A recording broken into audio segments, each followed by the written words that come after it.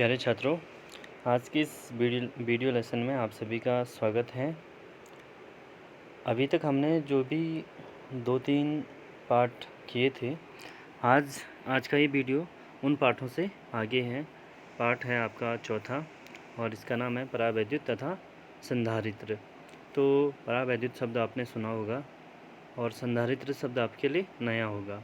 डाइइलेक्ट्रिक्स आपने ध्यान दिया होगा, नहीं दिया होगा, लेकिन ये आप सुन चुके हैं पहले। तो इससे पहले हम जो भी पाठ पढ़ चुके हैं, चाहे वो कूलॉम का नियम हो, चाहे वो वैद्युत विभव हो, तो आप उसे इस चैनल की प्लेलिस्ट में देख सकते हैं ताकि आपको ये पाठ समझ आ जाए। तो इसको शुरू करते हैं। तो शुरू करने से पहले हम सबसे पहले बहुत ही बेसिक चीज़ें डिस्कस करेंगे, चालक और कुचालक। चालक आप जानते हैं कि जिनमें विद्युत धारा तथा ऊष्मा का आसानी से चालन हो जाता है, ठीक है, उसे आप चालक कहते हैं। और चालकों में आपने ये भी सुना होगा कि मुक्त इलेक्ट्रॉन होते हैं, जिस कारण से वो चालन का गुण दिखाते हैं, ठीक है। चालक आप जानते हैं, बहुत ज़्यादा डिस्कस नहीं करेंगे उसके बाद। उसमें अचालक जिनमें ऊष्मा का प्रभाव नहीं होता है, उन्हें अचालक कहते हैं, ठीक है। अब अचालक को एक नए और शब्द से हम डिनोट करते हैं। अचालकों को परावैद्युत भी कहते हैं, ठीक है। तो जो परावैद्युत आपने देखा था डाई इलेक्ट्रिक्स, वो असल में क्या है, अचालक हैं, जिन्हें इंसुलेटर्स भी कहते हैं, ठीक है। उदाहरण आपकी रबड़, कांच, अभ्रक, लकड़ी, ये सारे इसके उदाहरण हो जाते हैं।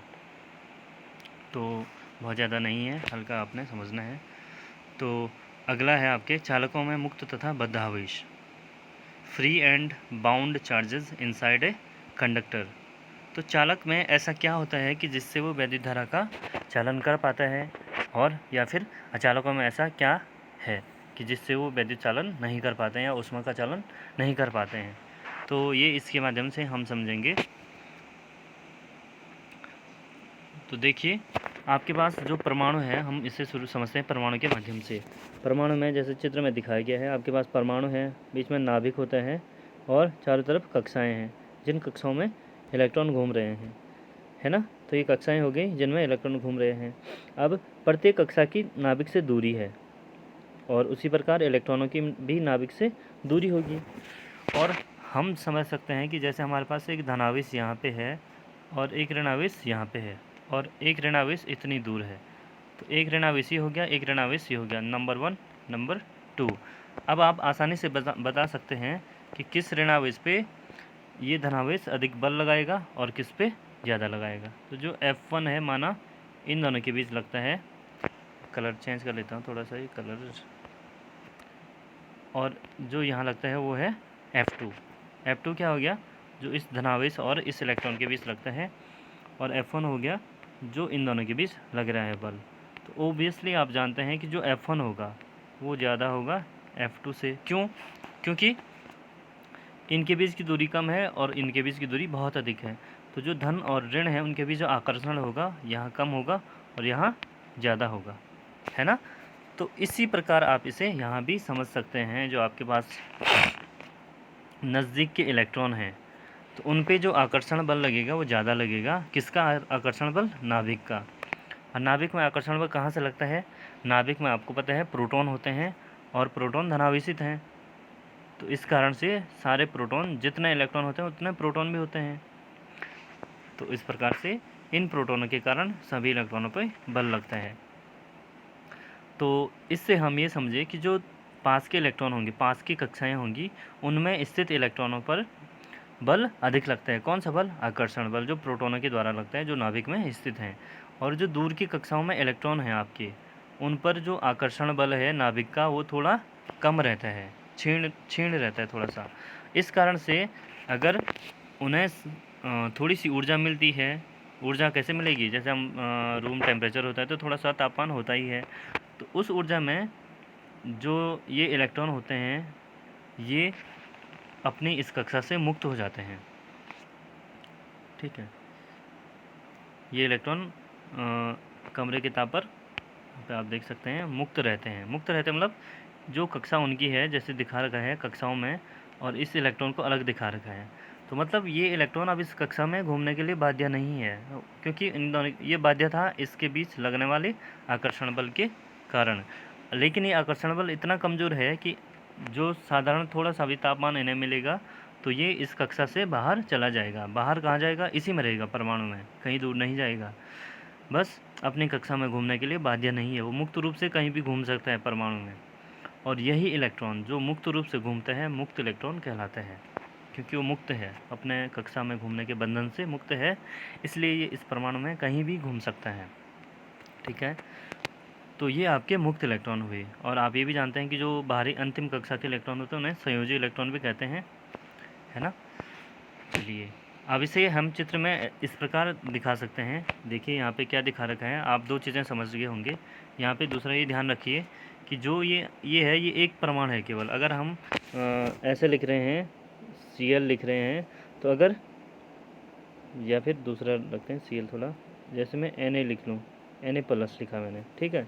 तो Na+ का मतलब ये है कि जो ये पूरा आपका है ये गोल, ये Na+ हो गया आपका, ठीक है। और जो ये इलेक्ट्रॉन है इसे आप अलग लिख सकते हैं, ऐसे यहाँ पे अलग, है ना।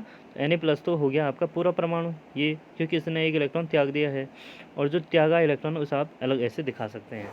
तो इस चित्र में आप देख रहे होंगे, यहाँ पे देखिए आप, एक धन दिखा रखा है और साथ में एक गोल दिखा रखा है, छोटा सा डॉट। तो जो धन है वो क्या है? ये Na+ है, पूरा परमाणु, है ना, जिसने एक इलेक्ट्रॉन खोया। तो ये अपनी ही जगह पर रहता है परमाणु में। अगर आपका ये कोई किसी भी वस्तु का टुकड़ा है, चाहे लोहे का टुकड़ा है किसी चीज़ का, तो ये धन है वो क्या दिखा रहे हैं? उसका पूरा परमाणु जो स्थिर है, जो घूम नहीं सकता कहीं नहीं। लेकिन जो इलेक्ट्रॉन है ये पूरे परमाणु में घूम सकता है, अंदर पदार्थ में घूमता है यहाँ से वहाँ, है ना। तो ये आपका मुक्त इलेक्ट्रॉन हो गया है। तो आपने यहाँ पे देखा कि जो धनायन है उनको बद्ध आवेश कहते हैं, जो हमारी हेडिंग थी कि बद्ध आवेश तथा मुक्त आवेश, है ना। तो बद्ध आवेश क्या हो गया? जो बाउंड हैं, जो घूम नहीं सकते। तो जो आपका ये पूरा परमाणु है ये घूम नहीं सकता है, ठीक है, ये वाला, ये पूरा, और इसके साथ जो इलेक्ट्रॉन है वो घूम सकता है। तो ये थे आपके मुक्त आयन और मुक्त आवेश और बद्ध आवेश। तो यही मुक्त आवेश किसी परमाणु की चालकता का कारण, किसी पदार्थ की चालकता का कारण है। इन्हीं के कारण कोई पदार्थ चालक है, और जिनमें ये इलेक्ट्रॉन नहीं होते हैं। अब क्यों नहीं होंगे मुक्त इलेक्ट्रॉन? क्योंकि जो अचालक पदार्थ होते हैं तो उनकी कक्षाएं जो है वो पूर्णतः भरी होती हैं, और कोई भी इलेक्ट्रॉन मुक्त नहीं होते हैं वहाँ। और जब मुक्त इलेक्ट्रॉन नहीं होंगे तो वो आवेश को इधर उधर नहीं ले जा पाएंगे, आवेश वाहक नहीं होंगे, तो वो अचालक पदार्थ होगा। तो ये आपका मुक्त इलेक्ट्रॉन वाला टॉपिक था। अब अगला टॉपिक आपके पास है परावैद्युत तथा वैद्युत ध्रुवण, जो कि बहुत महत्वपूर्ण टॉपिक है, और इसे आपने बहुत अच्छे से समझना है, क्योंकि इस पाठ में आपको ये समझना ज़रूरी है ध्रुवण क्या है। इसी पर आपके एक दो सवाल पूछे जा सकते हैं, और बहुत आसान है, आपको बहुत ज़्यादा दिमाग नहीं लगाना पड़ेगा उनमें, आसान से टॉपिक हैं। इसे समझने के लिए हम मानते हैं कि हमारे पास एक चालक पदार्थ है। ये जो चित्र में दिखाया गया है आपके पास है चालक पदार्थ। अब जो चालक पदार्थ होगा, अगर आप उसे किसी वैद्युत क्षेत्र में रखते हैं, जैसे कि बाहर दिखाया गया है वैद्युत क्षेत्र है, इसकी दिशा इस प्रकार है यहाँ से आगे को, तो ये कोई वैद्युत क्षेत्र है आपका, और उसमें आपने अपना चालक पदार्थ रख दिया है। तो चालक पदार्थ क्या करता है, इसमें जो मुक्त इलेक्ट्रॉन होंगे वो एक तरफ आ जाते हैं। एक तरफ इसलिए आएंगे क्योंकि वैद्युत क्षेत्र है, और वैद्युत क्षेत्र आप जानते हैं इसकी दिशा अगर आगे को है, अगर ऐसे है तो मतलब यहाँ क्या होगा, धनावेश से बाहर की तरफ जाती है ना, इस तरफ। तो जो ऋण आयन आपके होते हैं वो इसकी दिशा में गति करेंगे। तो आप यहाँ पे देख सकते हैं कि वैद्युत क्षेत्र की दिशा आगे को है, तो इलेक्ट्रॉन इधर आगे हैं, है ना। तो जितने इलेक्ट्रॉन यहाँ पे आए हैं उसी संख्या में दूसरी सतह पे क्या आ जाता है, धनावेश आ जाता है। ये आपने पहले पाठ में पढ़ा है कि आवेशन की विधियाँ, प्रेरण द्वारा आवेशन। तो जितना यहाँ ऋण आएगा उतना यहाँ धन इधर आ जाता है, तो ऋण आवेश इधर आ गया। क्यों आया? क्योंकि वैद्युत क्षेत्र की दिशा इसी प्रकार है कि ऋण आवेश इस तरफ इकट्ठा हो जाएगा। अब यहाँ पे हमारे पास हम देख सकते हैं कि एक बाह्य वैद्युत क्षेत्र है और एक आंतरिक वैद्युत क्षेत्र। आंतरिक वैद्युत क्षेत्र कहाँ से उत्पन्न हुआ? आंतरिक वैद्युत क्षेत्र हुआ जो आपके धनायन इधर हो गए थे और ऋण इधर हो गए थे, तो वैद्युत क्षेत्र एक यहाँ अंदर भी स्थापित हो जाएगा, और उस वैद्युत क्षेत्र की दिशा धन से ऋण की तरफ होगी, जैसे कि वैद्युत क्षेत्र की दिशा होती है या वैद्युत बल रेखाओं की दिशा धन आवेश से ऋण आवेशों की तरफ, उसी प्रकार वैद्युत क्षेत्र की दिशा होगी, जिसे ई इन से दिखा रखा है इंटीरियर वाला वैद्युत क्षेत्र। और एक है आपका जो बाह्य वैद्युत क्षेत्र है ई नॉट। तो चालक में जो आंतरिक वैद्युत क्षेत्र है वो बाह्य वैद्युत क्षेत्र के बराबर उत्पन्न हो जाता है। इसका मतलब जितना वैद्युत क्षेत्र हम स्थापित बाहर से करते हैं उतना ही चालक के भीतर वैद्युत क्षेत्र स्थापित हो जाता है, उत्पन्न हो जाता है। और दोनों के मान बराबर हैं लेकिन दिशाएं क्या हैं, विपरीत हैं। इस कारण से एक दूसरे को निरस्त कर देते हैं और जिसके कारण चालक में जो विद्युत क्षेत्र रहता है वो जीरो रहता है। तो ये हुई चालक की बात। अब देखते हैं कि जो हमारे पास परावैद्युत पदार्थ हैं उनमें किस प्रकार क्या असर पड़ता है जब उसे हम विद्युत क्षेत्र में रखते हैं। ठीक है, तो जब हम किसी चालक को या परावैद्युत पदार्थ को विद्युत क्षेत्र में रखते हैं तो हम ये बात जानते हैं कि परावैद्युत पदार्थों में आवेशों की मुक्त रूप से गति संभव नहीं है। वो मुक्त रूप से गति कर नहीं सकते हैं क्योंकि वो इलेक्ट्रॉन मुक्त है ही नहीं, है ना। तो जब हम बाह्य वैद्युत क्षेत्र आरोपित करेंगे तो उस कंडीशन में परावैद्युत के पृष्ठ पर आवेश प्रेरित हो जाते हैं। प्रेरित होने का मतलब क्या है कि जो हमारे पास अणु होते हैं वो आंशिक रूप से धन और ऋण में टूट जाते हैं। सभी अणु, सभी परमाणु जो आपके हैं वो धन और ऋण में इस प्रकार अलग अलग हो जाते हैं। और इसके कारण होता ही यही, गति तो नहीं कर सकते लेकिन आंशिक रूप से इस प्रकार से अलग अलग हो जाते हैं। और तो जैसे कि हम डिस्कस कर रहे हैं कि जो हमारे पास परावैद्युत पदार्थ हैं उसमें जब हम वैद्युत क्षेत्र स्थापित करते हैं उसमें क्या होता है कि जो हमारे परमाणु हैं, परमाणु में धनावेश है और इलेक्ट्रॉन्स हैं।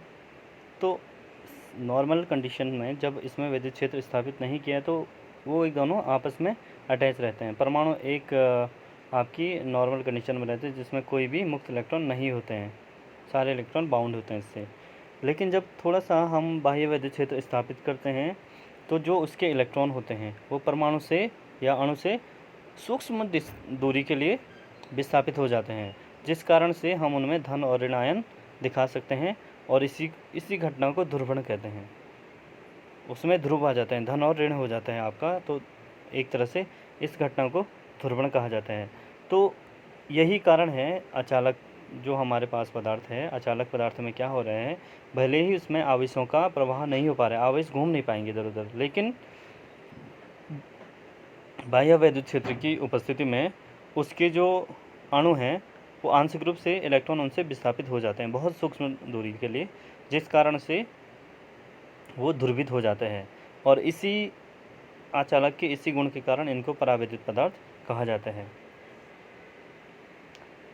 तो जो बाह्य वैद्युत क्षेत्र की उपस्थिति में परावैद्युत पदार्थ में धन और ऋण आवेश आपके आपेक्षिक विस्थापित हो रहे हैं, तो इस घटना को वैद्युत ध्रुवण कहा जाता है। तो वैद्युत ध्रुवण कौन से क्या हो गया आपका कि बाह्य क्षेत्र की उपस्थिति में अगर आपने इलेक्ट्रिक फील्ड इसमें लगाया है तो उसके कारण जो इसके अणु हैं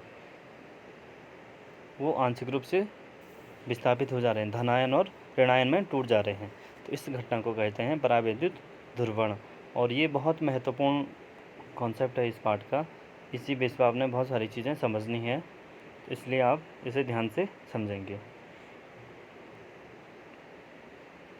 तो चलिए अब इसमें इतना ही, आपने बस जस्ट थोड़ा सा समझना है आपने। तो अगला शुरू करते हैं इसके बाद आपके पास। हाँ, जो इसका पाठ का संधारित्र हमने पढ़ा था, तो धारिता के बाद हम संधारित्र ही समझेंगे। तो धारिता आपको छोटे उदाहरणों से समझाते हैं। जैसे हमारे पास कोई बर्तन है, बाल्टी है, तो उसमें हम पानी भरते हैं तो पानी का तल उठता जाता है ना। इसी प्रकार हम किसी चालक को ऊष्मा दें तो उसका ताप बढ़ने लगता है। ठीक यही घटना किसी चालक को आवेश देने पर, तो किसी चालक को अगर हम आवेश देंगे, हमारे पास कोई चालक है इस प्रकार से और इसको हम आवेश दे रहे हैं, तो इसको जब हम आवेश देते हैं तो इसका विभव बढ़ता है। तो यहाँ से हम क्या देख सकते हैं, Q is proportional to V। Q यानी आवेश देंगे किसी को तो उसका विभव बढ़ेगा। Q is directly proportional to V। इसका मतलब क्या है कि अगर Q बढ़ेगा तो V भी बढ़ेगा और Q घटेगा तो वी भी घटेगा। डायरेक्टली प्रोपोर्शनल में यही होता है। और जब हम प्रोपोर्शनलिटी का साइन हटाते हैं तो यहाँ पे कांस्टेंट जोड़ देते हैं, Q equal to C V. तो C क्या हो गया यहाँ पे कांस्टेंट, और यही कांस्टेंट है जिसे हम कहते हैं धारिता। इस नियतांक को कहा जाता है वैद्युत धारिता। तो वैद्युत धारिता क्या हो गई कि जिस प्रकार हमारे पास बर्तनों की धारिता होती है कि उसमें कितना पानी आ पाएगा, उसी प्रकार हमारे पास जो चालक हैं उसकी भी धारिता होती है। तो धारिता क्या है कि कितना आवेश उसमें समा पाएगा। तो किसी भी चालक की आवेश ग्रहण करने की क्षमता उसकी धारिता कहलाती है। तो कोई चालक कितना आवेश ग्रहण कर पाएगा वही उसकी धारिता होती है। तो धारिता जैसे हमने लिखा था Q is proportional to V, और उसका क्या था Q equal to C V. तो आप C का मान कैसे निकालेंगे, V का पक्षांतर करेंगे और कहाँ जाएगा V, इसके अपॉन में। तो C equal to Q upon V, ये आपका सूत्र हो जाएगा। तो आप इतना याद रखें Q is proportional to V, कि कंफ्यूज ना होने के लिए, क्योंकि इसमें कंफ्यूज होते हैं कि Q अपॉन V होगा, C अपॉन V होगा। तो इसके लिए आप ये याद रखें कि अगर हम किसी चालक को आवेश देंगे तो उसकी धारिता बढ़ेगी। Q is proportional to V, इतना याद रखें बस। यहाँ से आप प्रोपोर्शनलिटी साइन हटा के निकाल दोगे इसे। अब है धारिता का मात्रक क्या होगा, ये परिभाषा आप समझ लोगे, बहुत सिंपल सी है, आप कक्षा 11 से समझते आए हैं इन चीज़ों को। धारिता का मात्रक है फेरड। फेरड में इसे नापा जाता है धारिता को, और इसे आप लिख भी सकते हैं 1 coulomb per volt, coulomb per volt भी लिख सकते हैं। तो ये धारिता का मात्रक हो गया आपके पास। अब थोड़ा सा संधारित्र भी समझ लेते हैं, हल्का सा। इससे आगे हम कल की वीडियो में देखेंगे, लेकिन थोड़ा सा इसे समझ लेते हैं क्या है संधारित्र। ठीक है, तो इसके लिए छोटा सा उदाहरण देखते हैं। माना हमारे पास एक प्लेट है, ऐसी प्लेट है, या फिर हमारे पास कोई बर्तन है, तो उसमें हम पानी भरेंगे। एक टाइम ऐसा आएगा जब पानी फुल भर जाएगा और गिरने लग जाएगा। मतलब ये बर्तन इससे ज़्यादा पानी धारण नहीं कर सकता, इसमें इससे ज़्यादा पानी नहीं आ पाएगा। इसी प्रकार किसी चालक के लिए भी यही कंडीशन होती है। उसमें हम आवेश दे रहे हैं, तो एक कंडीशन ऐसी आएगी जब आवेश का ओवरफ्लो शुरू हो जाएगा, मतलब ये आवेश धारण नहीं कर पाएगा इससे ज़्यादा, है ना। तो अब क्या किया जाए कि माना हमारे पास ऐसी आवश्यकता पड़ी कि हमें इसकी धारिता बढ़ानी है, तो ऐसा क्या किया जाए। तो इसीलिए संधारित्र, इसके लिए आता है संधारित्र। कि संधारित्र ऐसी युक्ति है, एक डिवाइस है जिसमें चालक के आकार में बिना परिवर्तन किए, उसके आकार में हम परिवर्तन नहीं करते हैं और उसकी धारिता बढ़ा देते हैं। बिना परिवर्तन किए उसकी धारिता बढ़ा देंगे, ठीक है। और बढ़ाएंगे क्यों, ताकि वह आवेश की अधिक मात्रा को या पर्याप्त मात्रा को संचित कर सके। अब किस प्रकार हम किसी चालक के आकार में बिना परिवर्तन किए उसकी धारिता बढ़ाते हैं, है ना। तो उसके लिए सरल सा कॉन्सेप्ट है। हम क्या करते हैं कि हमें पता है किसी चालक को आवेश देंगे तो उसका विभव बढ़ता है। तो इसका मतलब ये है कि अगर हम किसी चालक का विभव कम कर दें, इससे कम कर दें, तो ये और आवेश ग्रहण कर पाएगा उतना विभव प्राप्त करने के लिए, है ना। तो माना किसी चालक का विभव अधिक है, 100 वोल्ट है, 100 वोल्ट तो बहुत ज़्यादा होता है, 10 वोल्ट है, और इसके लिए आवेशों की कुछ मात्रा चाहिए, है ना। तो अगर हम उसका विभव कम कर दें, 5 वोल्ट कर दें किसी माध्यम से, कैसे करके, है ना, तो 10 वोल्ट तक आने के लिए और आवेश जमा कर सकते हैं। तो यही संधारित्र में होता है। उसके लिए क्या करते हैं कि हम किसी चालक के निकट, माना ये चालक है एक, ठीक है, इसके नज़दीक, बहुत नज़दीक एक दूसरा चालक रख देते हैं बराबर साइज़ का। उससे क्या होता है कि इसका विभव कम हो जाता है, और जब इसका विभव कम होगा तो ये तब और आवेश ग्रहण कर पाएगा। तो मतलब हम संधारित्र में क्या करते हैं कि एक चालक के निकट एक दूसरा चालक ले आते हैं, रख देते हैं बहुत नज़दीक। यही संधारित्र का सिंबल भी है। संधारित्र को कैपेसिटर कहते हैं, तो यही उसका सिंबल भी है। उसे कैसे दिखाते हैं, ऐसे एक, ये तो वायर हो गई, तो 2 सीधी प्लेटें, समांतर प्लेटें, अलग तरह के भी होते हैं संधारित्र, जरूरी नहीं कि समांतर प्लेटें हों, लेकिन इसका कॉमनली यूज किया जाता है। अब इसमें किस प्रकार विभव कम होता है, किस प्रकार इसकी धारिता बढ़ेगी, ये सब हम कल की वीडियो में डिस्कस करेंगे। आज के लिए आप जो बेसिक कॉन्सेप्ट हैं उन्हें समझिए।